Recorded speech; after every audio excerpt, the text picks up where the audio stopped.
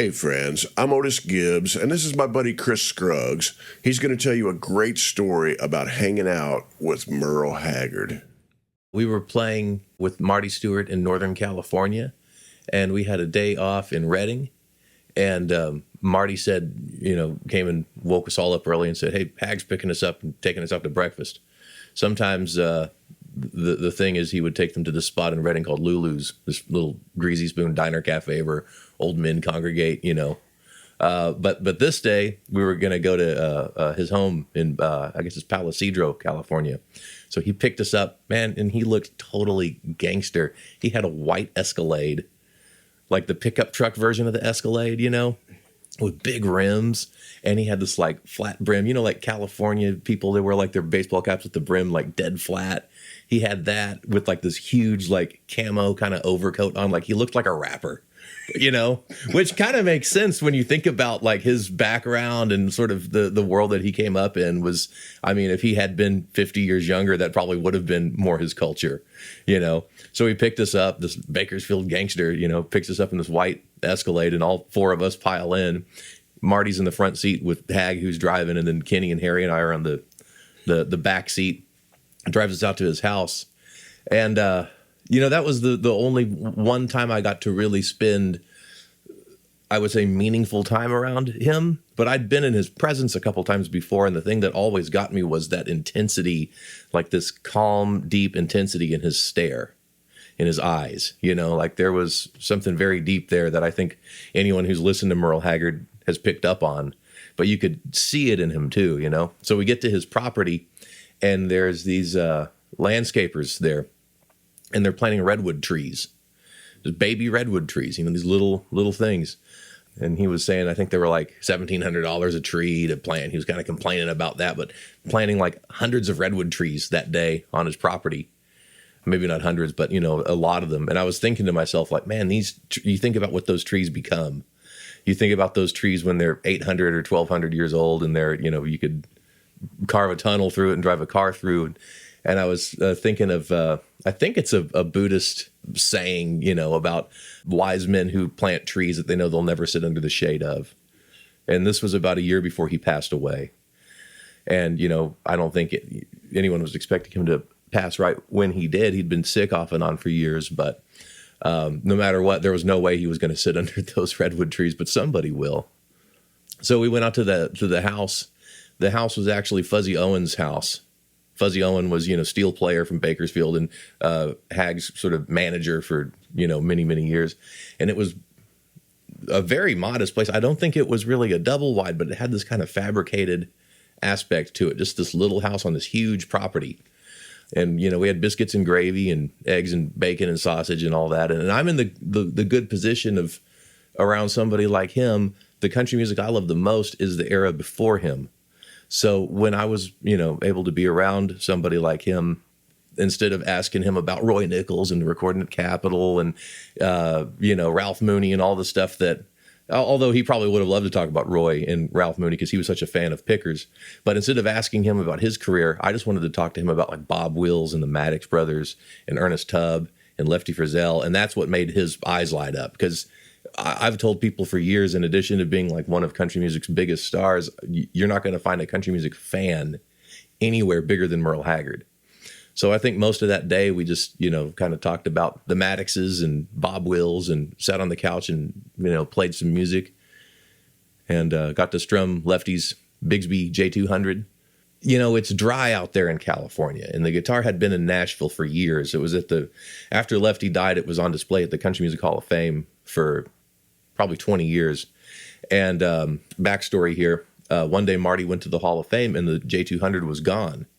And he asked somebody there, like, what happened to the Lefty guitar? And they said the family took it back. And he said, we didn't own that. Like, this was back when he was president of the CMF. He just figured that was part of the collection, but it still belonged to the Frizzell family. They listed it for sale at Retrofret in Brooklyn, the family, to the Frizzell family. And I can't remember how much they wanted for it. I think it was like $250,000 or something, a lot of money, which, I'd say worth every penny. That's Lefty's, that's the Lefty Frizzell guitar. And it's, and the Bigsby neck on it too just makes it one of just very few, acoustic guitars in the world of that, of that pedigree. So he called Haggard and said, you need to buy Lefty's guitars at Retrofret. And he kind of talked him into it and played it for him and then hand delivered it to him out in California a few years earlier. So it had been in California now for a few years. And I think there was a couple like seams that were kind of pulling apart. There was a couple just little things just from being out in the dry California heat, So it comes out in the case, it's not the original case. He takes it out and hands it to me. Haggard just hands me Lefty's guitar. And starts talking about Long Black Veil. And, Lefty played that guitar, I'm sure, on most of those Jim Beck records that were made in Dallas in the, early and mid 50s, like If You Got the Money and I Love You a Thousand Ways and Mom and Dad's Waltz and all of those. But that was, he was proud of that guitar. It's hard to find a picture of Lefty Frizzell where he doesn't have that Bigsby necked Gibson J200. It's almost like a part of his outfit, that guitar. So he starts talking about Long Black Veil. Haggard does. And he says, and a lot of people don't know this, but Grady Martin played rhythm guitar on Long Black Veil. And Grady he didn't have an acoustic with him because he was mostly a lead player. So he played Lefty's Bigsby Neck J200. He played that guitar. And he said, strum it. It sounds just like the record. And so I started strumming an E chord. Boom, da-da-doon. And he started singing, 10 years ago, on a cold, dark night, there was someone killed 'neath the town hall light. And he was doing it with that Haggard singing like Lefty voice, And to backtrack even further, one of the first moments of inspiration for Haggard in show business was him and a friend went to see Lefty Frizzell play in Bakersfield, and they snuck backstage. And they were kind of hiding behind a plant. I believe this is how the story goes. They're like this fern or whatever backstage. They were hiding behind this plant. And somebody came out, like some security guy, hey, you kids, get out of here. And Lefty was walking by right then. And Haggard's friend said, hey, Mr. Frizzell, my friend here can sing just like you.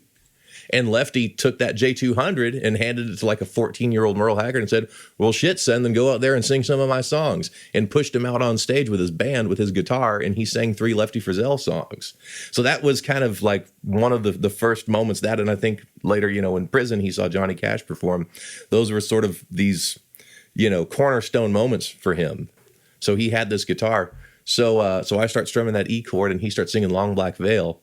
And he gets to the end of the first verse and then kind of stops. And there's that moment, when you're playing music where you're living just on the edge of every moment. Like you can tell, is it going to go to a 4 chord? Is it going to go, where you're very alert when you're playing music, like micro level alert to things within a second. I could tell he was done singing. He kind of turned away and it was time for the second verse. So, or the third verse. So I came in with, the verse where she cries over his bones, the last verse. I'd have to sing through the whole song now to get to that point. But as we had that day, it was on the tip of my tongue. And then he kind of looked over at me and kind of got this kind of grin, but like this grin, like,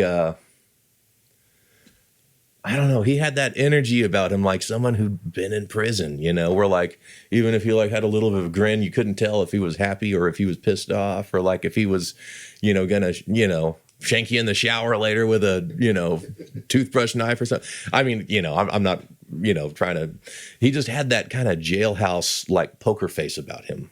I don't know, man, those were deep waters, that cat.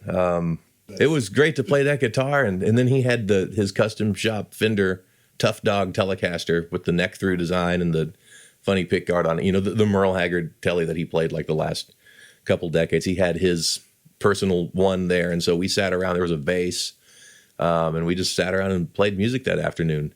I look back at pictures of it too, and going back to the thing of him being like a gangster, like a Bakersfield gangster, like the pictures, he's got his guitar and I've got Lefty's guitar, which was also his. And then on the coffee table, you see there's like a joint and then a big stack of $100 bills. I was like, yeah, like just sitting there, and then like a legal pad with like some scribbling on it. But it was, I don't know. It was a modest home. It was a very, very modest place. Wasn't putting on any airs in that place. I'd say, that 60s era Capitol stuff is just so good. Anything with like some of the stuff with James Burton is just so great. The stuff with Ralph Mooney, a lot of times I listen to records with the perspective of the pickers on it, which was the same thing that pulled him in too. You could tell that he was always trying to impress Roy Nichols, You know, he looked up to him because he had been the guitar player for the Maddox Brothers and Rose. I'd say, you know, from that, from now on, all my friends are going to be strangers, kind of that era, you know, that early kind of fresh face when it was still coming together, but it was already all there. I don't know. I just love that stuff. And that's the stuff that's got a lot of Ralph Mooney on it. And I don't know. We kind of knew it was coming, you know, playing with Marty because they were so close. Marty presided his funeral. So we kind of knew it was coming. And there was an irony that he passed away on his 79th birthday. There's a lot of contradictions, I think, beautiful contradictions with Merle Haggard. You know, he was kind of this rebel jailhouse outlaw who sang songs about that sort of tugged at people's sense of compassion, like Lonesome Fugitive or Branded Man and tunes like that, where you kind of sympathize with these people who are kind of on the outskirts of society. But then he could kind of like be this guy who towed the line and, you know, held the flag for the establishment with Fight Inside of Me and Okie from Muskogee and all that sort of, you know, there was these contradictions like, well, what is he? Is he an outlaw or is he like this straight-laced guy who's supporting the man, you know? There's a lot of contradictions in his whole thing. And I think that's part of the interesting thing about Merle Haggard. That's what kind of tickles the brain. And I think it was really like the last act of that was the fact that he died on his birthday. You know, just this like yin and yang thing of Merle Haggard, you know. And he died on his bus, I believe. He wanted to be on the bus when he passed, you know, because he was like a lifelong, you know, I guess we're all kind of hobos, musicians, you know, traveling musicians. He just had gotten a new bus too. Really nice bus, like probably cost a lot more than the house cost, you know. And he was proud of it too. And so he was, I believe, on that bus and, you know, laying in the bed. He had given us a tour. He wanted to show us the bus because he was real proud of it when we were there that day about a year earlier. And the bed, you know, he had a full bed in it. And then above, in this like kind of needlepoint, like old lady looking needlepoint frame over the bed, said, "Nothing gets laid on this bed except Mrs. Haggard." Basically, like, don't put your shit on the bed, you know? So nothing gets laid on this bed except for Mrs. Haggard. And then I laughed, and then I couldn't help but notice something was on the bed, and it was a violin case. I said, you know, what's in the case? He said, Bob Wills' fiddle. So there are exceptions.